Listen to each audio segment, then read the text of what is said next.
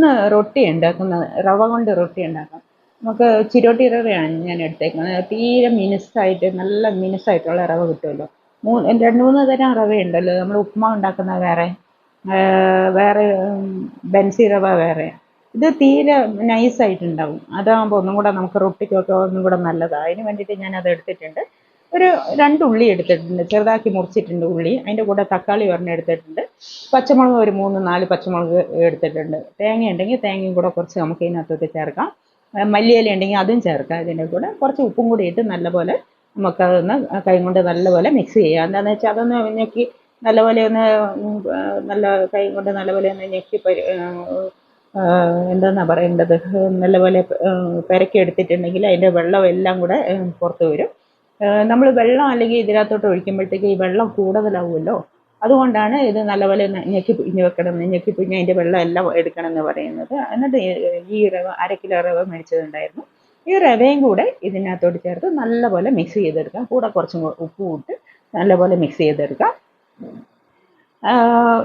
ഞാൻ ചെറിയ ചൂടുവെള്ളമാണ് എടുത്തേക്കുന്നത്. ഈ ചെറിയ ചൂടുവെള്ളം എടുക്കുന്നത് എന്താണെന്ന് വെച്ചാൽ വേഗം അതൊന്ന് കുതിർന്ന് കിട്ടും. പച്ചവെള്ളം ഒഴിക്കുമ്പോൾ അത്രയ്ക്ക് ഇത് വരില്ല, കുഴപ്പമൊന്നുമില്ല. പച്ചവെള്ളം ഒഴിച്ചു നിർത്തുകൊണ്ട് കുഴപ്പമൊന്നും വരാനില്ല. ചൂടുവെള്ളമാണെങ്കിൽ നല്ലപോലെ വേഗം കുതിർന്ന് കിട്ടും. ഞാനത് നല്ലപോലെ കുഴച്ച് ചപ്പാത്തിക്കൊക്കെ കുഴക്കുന്ന പോലെ കുഴച്ചിട്ട് നല്ലപോലെ തട്ടിപ്പൊത്തി വെച്ചിട്ടുണ്ട്. ഒരു മൂടപ്പാത്രം എടുത്ത് മൂടി വെക്കുന്നുണ്ട്. അല്ലെങ്കിൽ പുറത്ത് നമ്മൾ അത് തുറന്ന് വെക്കുമ്പോഴത്തേക്ക് എന്താവുമെന്ന് വെച്ചിട്ടുണ്ടെങ്കിൽ അത് കുറച്ച് ഡ്രൈ ആവാൻ സാധ്യതയുണ്ട്. നമ്മൾ അത് പ്ലാസ്റ്റിക് ഷീറ്റും ഇതും എല്ലാം എടുത്തിട്ട് വരുമ്പോഴത്തേക്കും. അതുകൊണ്ടാണ് ഞാനിത് മൂടി വെച്ചേക്കുന്നത്.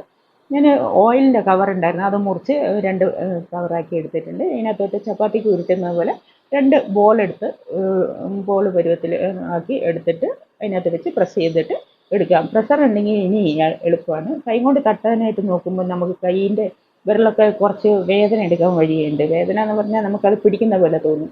പ്രഷർ ഉണ്ടെങ്കിൽ ഈസിയാണ്. ഇത് സ്റ്റൗവിന് മേലെ ഇട്ട് നല്ലപോലെ തിരിച്ചും മറിച്ചും ഇട്ട് നമ്മൾ ചുട്ടെടുക്കണം. അതിന് മേലെ ചെറുത് ബ്രൗൺ കളറ് കുത്തു വരുമ്പോഴത്തേക്കും അത് നമുക്ക് എടുക്കാം. നല്ലപോലെ വെന്തിട്ടുണ്ടാവും ഉള്ളൊക്കെ. ഇതിൻ്റെ കൂടെ കൂട്ടി കഴിക്കാനായിട്ട് ചട്നിയാണ് ഏറ്റവും നല്ലത്.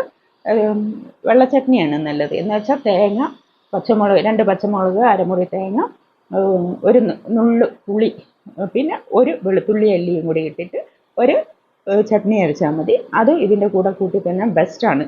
അപ്പോൾ എല്ലാവരും ഇത് ട്രൈ ചെയ്ത് നോക്കുക. റവ കൊണ്ടുള്ള റൊട്ടി എങ്ങനെയുണ്ടെന്ന് അഭിപ്രായങ്ങൾ പറയാം. അപ്പോൾ ബൈ.